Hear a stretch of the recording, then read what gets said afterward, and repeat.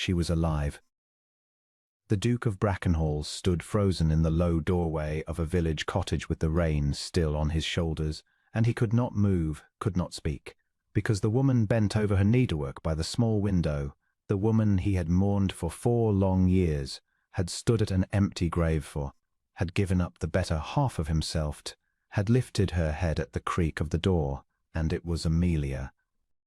It was Amelia Rook, older, thinner, her hair drawn back plain and a thimble on her finger, and a length of grey wool across her knee.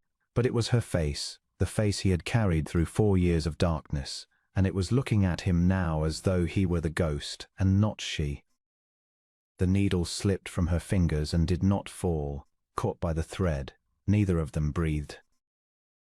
He had come to this village by accident, or what passed for accident. His steward had sent him to inspect a parcel of land on the far edge of the estate, and the storm had driven him to shelter, and the first lit window he had seen belonged to the village seamstress, and he had ducked under the low lintel out of the rain, expecting nothing, expecting an old woman with pins in her mouth. He had not expected the dead to look up at him with grey eyes he knew better than his own. "Niall," she whispered. His name in her mouth undid 4 years in an instant. He had been the Duke of Brackenhall to everyone living for so long that the sound of his own Christian name, in that voice, struck him like a blow. "They told me you were dead," he said. His own voice sounded strange to him, rough and far away. "There was a fever in the spring you went away. Your family, your cousin wrote to me. There was a grave. Amelia, I stood at a grave." "I know." She set the wool aside with hands that were not steady. "I know what they told you.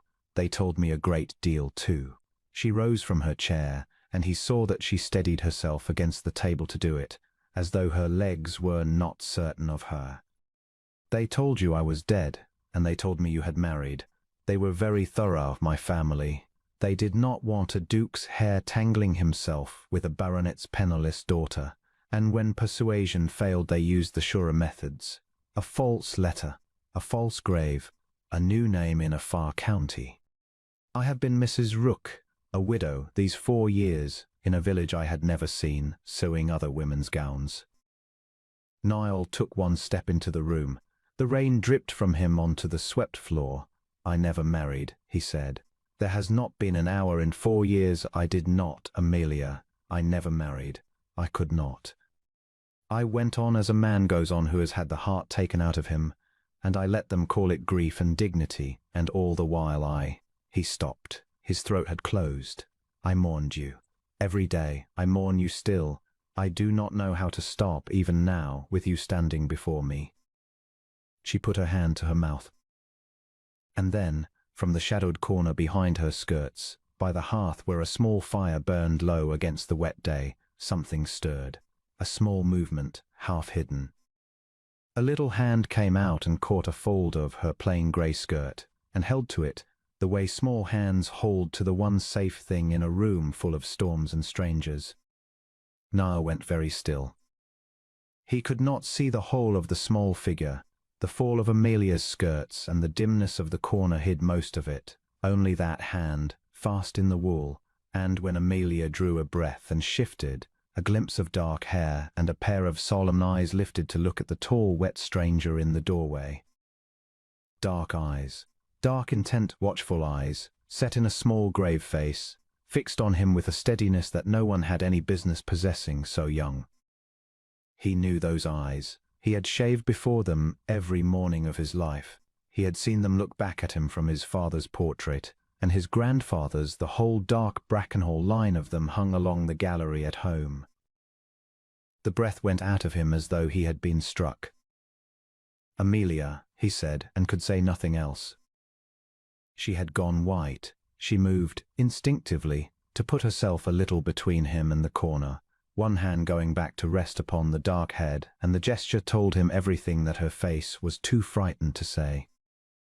"I did not know," she said in a rush, low and unsteady, "when they sent me away. I did not know until I was a month in this village with no way to reach you in a false grave with my name on it standing between us." And by then what was I to do? Write to a duke I believed had married another, and tell him I had nothing. I had a needle and a borrowed name, and one small reason to keep my head up and go on living when I should very much have liked to lie down and not. So I sewed, and I went on. And I never once let myself imagine you might walk through that door, because the imagining was more than I could bear. The small hand tightened in her skirt. The dark eyes had not left Niall's face. He found he had crossed the room without knowing he had moved. He stopped a careful pace away, close enough to see the small one whole now, half behind her, a sturdy little figure in a coat she had plainly cut down and sewn from something larger, the stitches at the hem very fine, finer than the cloth deserved. He knew that hand at sewing. He had watched it once years ago, in a window seat at a summer house, drawing a thread through linen while he pretended to read and watched her instead. 4 years, he said. His voice broke on it. 4 years I have lived in a great cold house and called myself a man who had lost everything, and the whole time you were 2 days' ride away, sewing in a cottage with, he could not finish. He looked down at the small grave face turned up to his. With our. He stopped again. He did not say the word. He found there was no need of words at all. He went down, slowly, onto one knee on the swept earth floor, his fine wet coat pooling around him, so that his face was level with the small one's, and he said, very gently, in a voice he had not used in 4 years and had thought he had forgotten, "Hello." The small figure considered him with that grave Brackenhall steadiness, and did not let go of Amelia's skirt, and after a long moment said nothing at all, only kept looking, as though committing his face to memory the way Amelia had once told him she did, the way one looks at a thing one means never to lose again. Niall's eyes burned. He did not trust himself to speak. He stayed there on one knee level with that small solemn gaze, until the little hand at last loosed its grip on the grey wool by a single cautious finger, and reached out and touched the wet braid at the shoulder of his coat, with the frank curiosity of the very young, who do not yet know that dukes are to be feared. Above them, Amelia made a sound that was half a sob and pressed both hands over her mouth. He stayed in the village 3 days. He sent his man back with a letter to the steward and a great many instructions and no explanations at all, and he took a room at the indifferent inn. And he came to the seamstress' cottage each morning with the dawn and stayed until the small one slept. He did not rush her. He had learned, in 4 years of grief, the cost of things done in haste and the cost of things not done at all, and he meant to make neither mistake again. He learned the shape of the life she had built. It was a small, hard, honest life, and she had built it with her 2 hands out of nothing, and the dignity of it humbled him. The women of the village brought her their mending and their daughters' wedding clothes and paid her in coin and kindness, and she had never once written to her family, who believed her safely buried, nor to him. She had a single good gown kept for church and a row of pins on a strip of felt, and a wooden box of threads sorted by colour, and she had the small one, who was named, she told him this on the 2nd evening, by the low fire, after the little figure had at last fallen asleep against her shoulder, for his mother. She had given the dead Duchess's name to the small one. She had not been able to give Niall anything else, so she had given that. He had to leave the cottage and stand a while in the cold yard before he could come back in with a steady face. "You should hate me," she said quietly when he returned. The small one slept on, dark lashes against a flushed cheek, one fist curled in the grey wool of her bodice. "You will hate me when the first wonder of it passes. I let you mourn. I let you believe a grave. I did not move heaven and earth to reach you, as a braver woman would have." "A braver woman," said Niall, "would not have done 1 whit more than you have done. You kept this small life safe and warm and fed on a needle and a false name with no one in the world to help you, and you did it without complaint or appeal, and you raised," his voice caught, "you raised something good and brave in a cottage that would fit 12 times into my hall. I do not see a coward, Amelia. I have spent my life among the great and the titled, and I have never once seen courage until I walked into this room out of the rain." He knelt again beside her chair and took her free hand, the one with the thimble still upon the finger, and pressed it to his mouth.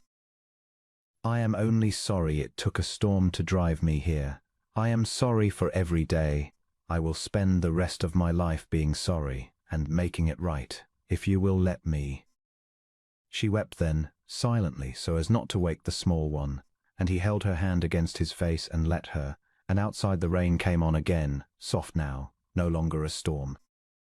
He brought them to Brackenhall in the dry days that followed, in his own carriage, and the great cold house was not cold for long. There was talk, of course. There was always talk. A duke who had mourned a dead love for 4 years did not produce her, living from a village cottage, along with a small dark-eyed figure of an age that set the drawing-rooms counting on their fingers, without setting every tongue in the county wagging. Niall met the talk the way he met everything now, head up, plain, without apology. He did not hide her. He did not invent a softer story. He brought Amelia Rook into his hall on his arm, and presented her to his household as the woman he had loved before he had had a title, and meant to marry the moment the banns could be read, and the small one he presented as his own, and dared the world, with one cold sweep of his dark Brackenhall eyes, to say a single word. The world, on the whole, did not dare. Brackenhall was feared. He had never before been glad of it. He found, now, that there was a use for being feared, and it was this, that a man so feared might gather the 2 people he loved best inside the circle of his protection, and let the talk break against it like rain against a window, and never reach them at all. He married her in the small estate chapel, with the morning light coming in coloured through the old glass, and only the household to witness it, because Amelia wanted nothing grand, and he found he wanted only her. She wore the single good gown she had kept for church, and he had it not the least in his heart to wish it finer. He had seen her make beauty out of cut-down coats and grey wool, and the gown she had chosen for herself was the loveliest thing in England to him. The small one stood between them at the altar rail, very solemn in new clothes, holding to Amelia's skirt with one hand and, after a while, reaching up to hold to the hem of Niall's coat with the other, bridging them, fastening them a small living seam. Niall looked down at that small hand fast in his coat, and something that had been broken in him for 4 years knit quietly closed. In the years that came, and there were many of them, long and full, he never lost the habit of stopping in doorways.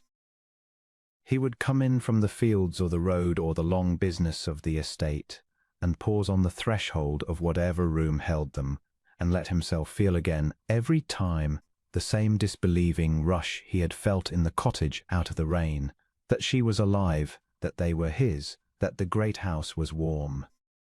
He told her so on a winter evening years on, the 2 of them by the fire in the long gallery where his dark-eyed forebears hung, while a small figure, taller now, sat on the hearthrug below them building something out of wooden blocks with the grave Brackenhall concentration that had never left those eyes. Amelia sat with her needlework, the old thimble on her finger. She had never given it up, though she had 1,000 finer now, because it had carried her through, and Niall would not have let her give it up for the world.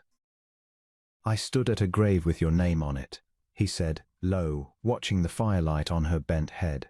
"I thought I had buried everything a man could lose. And here you sit, mending my cuff with the same thimble, and there on the rug is the best of us both, and I am the most fortunate man in England, and I did nothing to deserve it but walking out of the rain."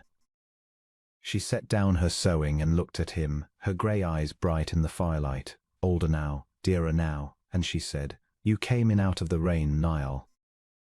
That is all I ever asked of the world, that one day the right door would open." She reached across and laid her hand, thimble, over his. "And you knew us. That is the whole of the miracle. 4 years, and a false grave between us, and you stood in that doorway and you knew us at once."